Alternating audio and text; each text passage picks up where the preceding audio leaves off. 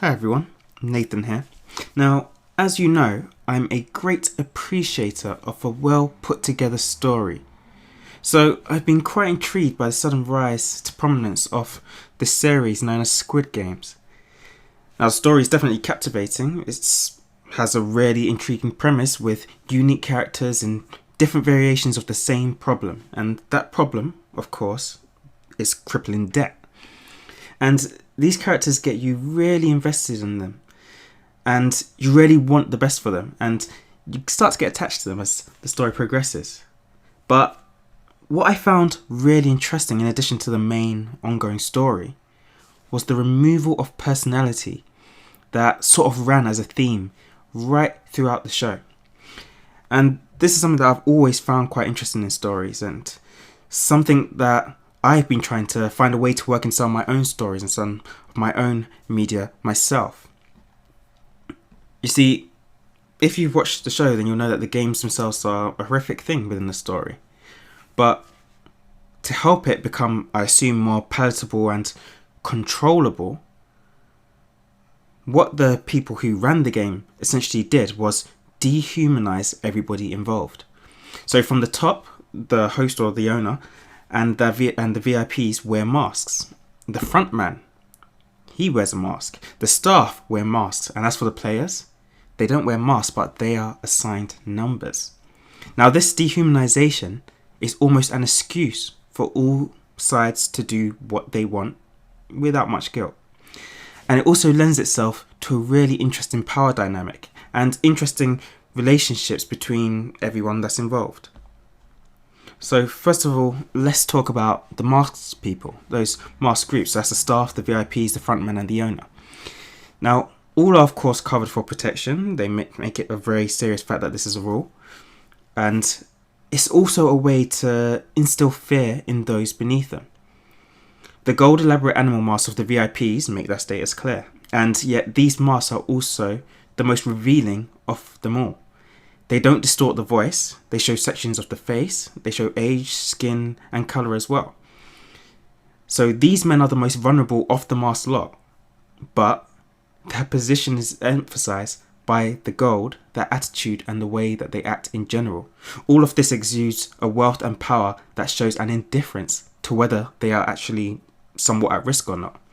So even if you could perhaps figure out who one of the VIPs were, what can you actually do about it?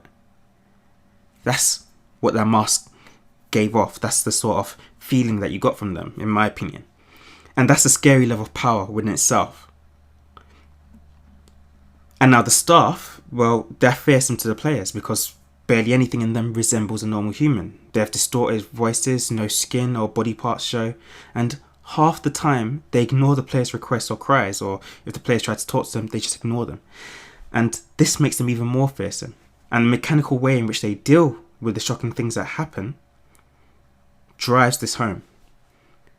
So even to us, we're not quite sure what's going on, especially near the beginning, and we don't even know exactly what they are, whether they're human or not, until, of course, we first see one remove their mask, and we see that they're just normal people.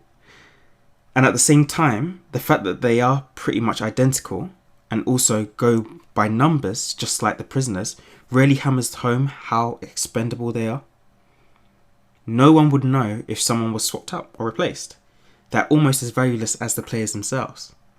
But at the same time, because of their masked position, they have that power. Now, the front man is unique among the staff. His mask is much more striking, much more fearsome and mysterious, but because of how little interaction he has with the players, it seems to serve mostly to keep the staff and VIPs in line, and little else. This aspect of the villains wearing masks, or having hidden identities for a large proportion of the story, has always been interesting to me, and we've seen it quite a lot in media. Great examples would be Darth Vader, or Sauron, or more recently, All For One or Toby. There are so many cases of this happening within stories, and it's all to do with fear and power, and the fear and power that specifically come with mystery.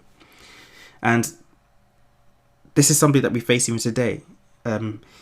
it comes down to how we feel about the unknown and the ambiguous. It's why so many of us are afraid of the dark, I assume. You don't know what's out there, so it scares us.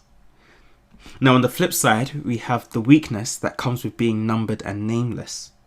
So the players, they don't have masks. They were given numbers and only referred to by their numbers. And they even did it to each other.